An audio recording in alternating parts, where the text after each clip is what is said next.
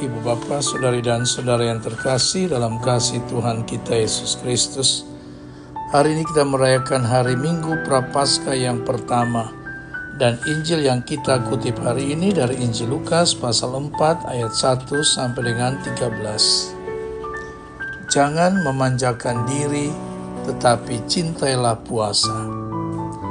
Ibu Bapa, Saudari dan Saudara yang terkasih dalam kasih Tuhan kita Yesus Kristus.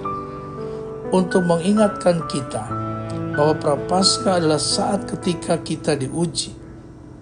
Maka bacaan Injil pada minggu pertama Prapaskah ini selalu tentang pengujian Yesus.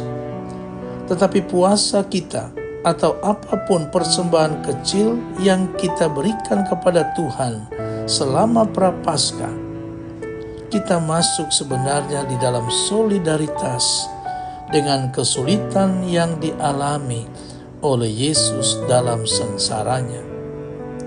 Tentu saja Prapaskah bukanlah soal menguji seberapa jauh kita dapat memaksakan diri, melainkan ini adalah masa persiapan untuk sengsara dan kebangkitan.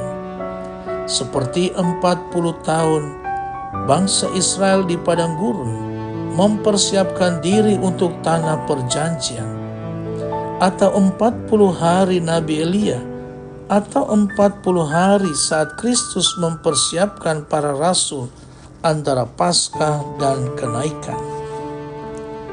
Saudari dan saudara yang terkasih, inti dari puasa 40 hari Yesus adalah untuk memberi sedikit kekuatan pada ejekan pertama dari iblis. Untuk setiap ejekan iblis, Yesus menjawab dengan firman kitab suci. Jika Anda mengandalkan firman Tuhan, Anda akan aman, tak tergoyahkan, karena Tuhan telah menciptakan dan mengatur segalanya. Matius dan Lukas memiliki urutan yang berbeda dalam godaan kedua dan ketiga.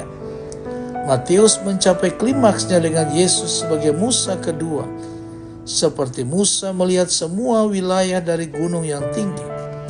Tetapi Lukas dalam Injilnya mengakhiri adegan saat ia memulai dan mengakhiri Injilnya di Yerusalem sebagai titik balik Injil. Saudari dan saudara yang terkasih dalam kasih Tuhan kita Yesus Kristus, godaan yang dialami Yesus sebagaimana diceritakan dalam Injil hari ini mengajarkan kepada kita 3 hal. Pertama, agama tidak memberikan kita kekuatan ajaib untuk mendapatkan apa yang kita inginkan. Ketika dalam doa kita meminta sesuatu kepada Tuhan, kita tidak bertindak seperti tukang sulap yang bisa mengubah apa saja. Agama tidak dimaksudkan sebagai alat untuk mendapatkan apa yang tidak bisa kita peroleh dengan usaha kita sendiri. Kedua, apabila kita ingin melayani Allah, maka tidak ada jalan pintas. Tujuan tidak bisa menghalalkan cara. Keberhasilan harus didasarkan pada kerja keras dan bukannya korupsi, kolusi, dan nepotisme. Ketiga, kita tidak bisa berasumsi bahwa hanya karena kita orang yang setia kepada Allah, sehingga kita tidak mengalami hal-hal yang buruk, seperti penderitaan, sakit, atau bencana alam. Oleh karena itu, Ibu Bapa, Saudari dan Saudara yang terkasih dalam kasih Tuhan kita Yesus Kristus, marilah dengan berpegang pada perjuangan Kristus melalui puasa dan tobat, kita dapat melihat dalam pencobaan-pencobaan itu ujian kesetiaan kita kepada Bapa Surgawi. Amin.